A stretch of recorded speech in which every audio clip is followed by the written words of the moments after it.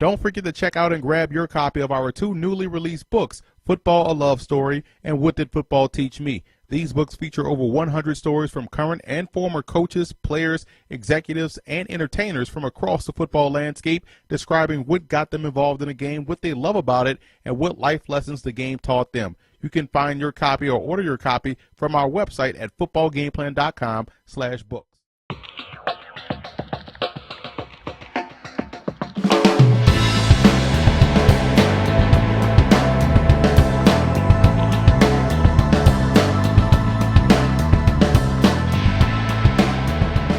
To footballgameplan.com, where football makes sense. I'm Emery Hunt, the Czar of the Playbook, bring you a preseason edition of 4 Downs with the Czar. We're here at MetLife Stadium, where the Giants took on the Miami Dolphins, and the Dolphins ended up winning the ball game 27-10. Starting with first down, looking at the Giants offense, you have to be impressed with that opening drive. They marched down the field, albeit they were aided by some penalties by that Dolphins defense, but they worked their way down the field and got into the end zone for 6.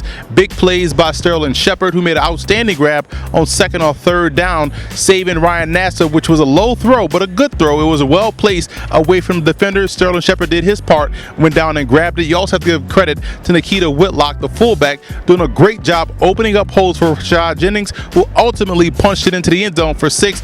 Great opening drive again by the New York Giants. Now you move over to the Dolphins on first down. Their offense, they couldn't get out of their own way. The penalties, the poor execution, they couldn't generate any positive plays in that first quarter with Ryan Tannehill, and that offense really was curtailed again by their own mistakes. Again, those bad plays, those penalties, no positive plays, no execution, which is why they wasn't able to get out of the shadow of their own end zone in that first quarter. Now we move over to the defensive side, still on first down. The Giants defense, I thought the back 7 looked extremely athletic. Linebackers, corners, safeties did a great job matching up across the board versus Miami, which is why Ryan Tannehill didn't have anywhere to go with the football in the passing game. And you look at the Dolphins defense, I already like what I see from Vance Johnson's philosophy on the defense side of the ball. Very aggressive in the face of those Giants receivers, and which is why they had themselves trouble moving the football during in the passing game. Ryan Nassib and company couldn't really get anything happening on offense via the air outside of that one big play by Sterling Shepard. So Vance Johnson's defensive philosophy was felt in this first quarter, or in this first preseason game against the Giants. You saw guys pressed up, 1 safety back deep. Sometimes they'll go 2 safeties back deep, still pressed up. Maybe they'll be in man, maybe they'll be in zone, but they're in the face of the receivers, which threw off the timing, which helped their defensive line get a lot of pressure on Ryan Nassib. Now let's move on to second down, starting with the Giants offense. Andre Williams started to run the football extremely well. He found a lot of running room. And again, we talked about this throughout camp. The drop weight, he dropped 30 pounds. He looks a lot more explosive.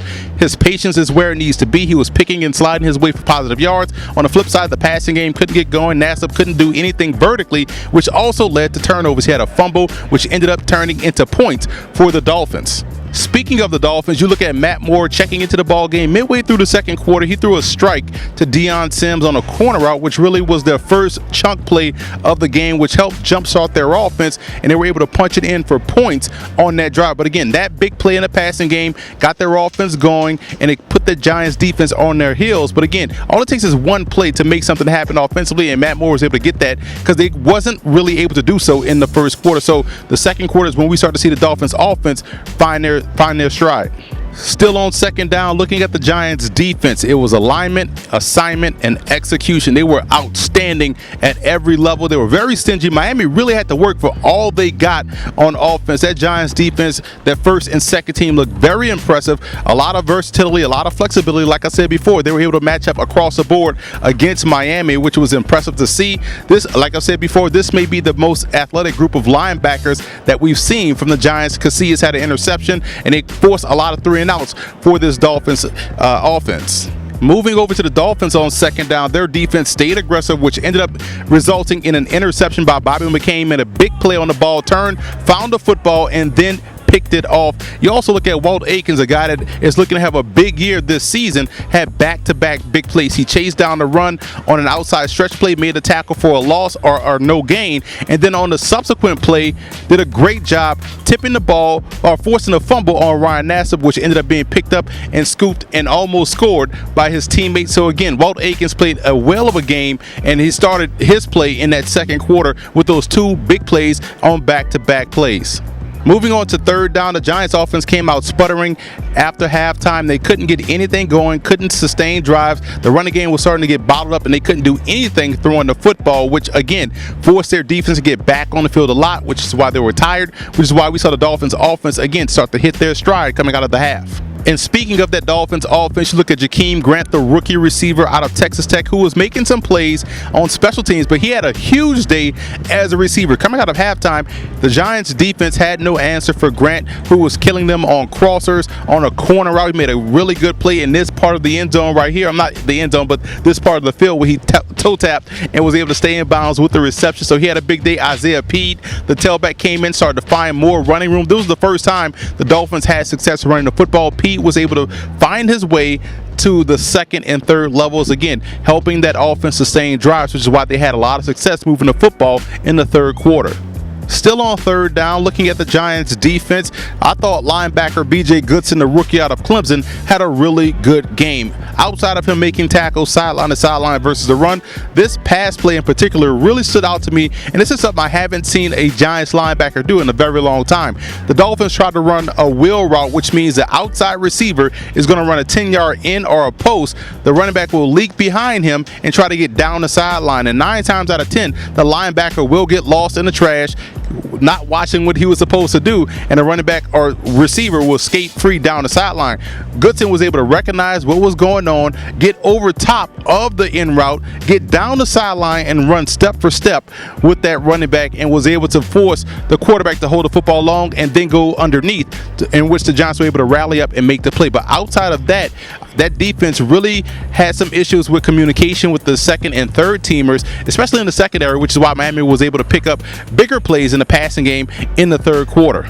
For the Dolphins defense, that defensive line became very active. They were forcing a lot of 3-and-outs. The secondary started to take a lot of chances, and that's when Ryan Nassib really started to struggle mightily in the passing game. So that Dolphins defense, those second and third teamers, that much maligned depth of the Dolphins stepped up and made play after play. Guys were getting pressure. Guys were getting sacks. The Giants couldn't run the football anymore. And in the secondary, sticky coverage led to 3-and-outs, which is why the Dolphins offense was able to benefit from that because of their defensive play. And finally, fourth down, looking at the Giants offense, still no production on that side of the ball, but we did get to see a Paul Perkins appearance, a rookie out of UCLA who made some people miss in tight, confined spaces. We know that about his game. He also has that D'Angelo Williams-like jump cut, which causes defenders to lose their balance, and he makes them miss that way. But he did have the fumble, which killed the drive, and it looked like they were going to build some momentum with his running. We also saw Marshawn Colbridge get some carries as well, catch the football, get down, and show that little speed and burst that he had in this game. So hopefully the next preseason game we get to see more of those two and what they could bring to the table from the running back position. And for the Dolphins, we saw both young quarterbacks, Zach Dysert and also Brandon Doughty. Both guys were able to have some success throwing the football. Doughty looked very impressive, looked calm, looked poised, and Dysert threw a touchdown to Thomas Duarte, the rookie out of UCLA, who came in and was rewarded for his blocking. He did a great job sealing the edge on those outside stretches that they were running to success versus his Giants defense. So Duarte did a great job blocking and got rewarded on that end of the end zone